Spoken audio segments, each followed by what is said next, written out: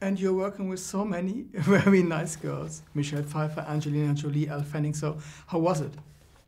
It was brilliant, man. You know, when I first came onto this, I sort of, you don't realise how great it's going to be until you get there, you know, and you're standing or sitting opposite Michelle and opposite Angelina and Elle, and they're all such professionals, and I've watched them, you know, work in some incredible projects from my upbringing, but they're also really fun, you know. You don't expect that. And on my first day, Michelle walked over to me, and I wasn't quite sure what she was going to say. We hadn't really met yet, and she sort of walked over to me from the other side of the room, and she told me that she'd seen me in something, and I was like, oh, it made my day, man. It made my month, you know. I was excited to be on her radar. It was fun.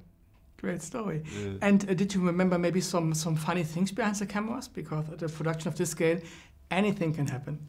With the special effect, prosthetics. Yeah. I mean, you're working with such professionals, you know. Everyone's at like the top of their game. The camera crew, the grip department, the set department, and the sort of hair and makeup and costume.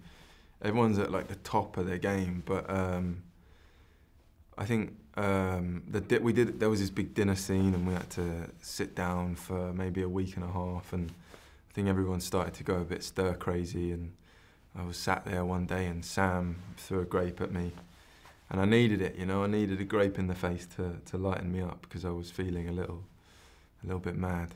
Yeah. Okay, it sounds cool. But no things like Angelina and Elle did playing some ping pong in costumes, or? Oh, that's what you wanted. Yeah, they played some ping pong. Yeah, they had a table tennis tournament, which I wasn't invited to. Why?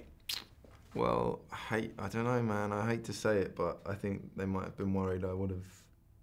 Better. I would have won, you know. No, they were good. I think I played with Sam once and he beat me, but yeah, it was fun to have that. Mm. And what I love at your role is this kind of gentleman. Things that you don't find in the real world right now, in 2019. So what did you think, how important is it being so gentle and so nice to other persons like you did to Elle and the other ones?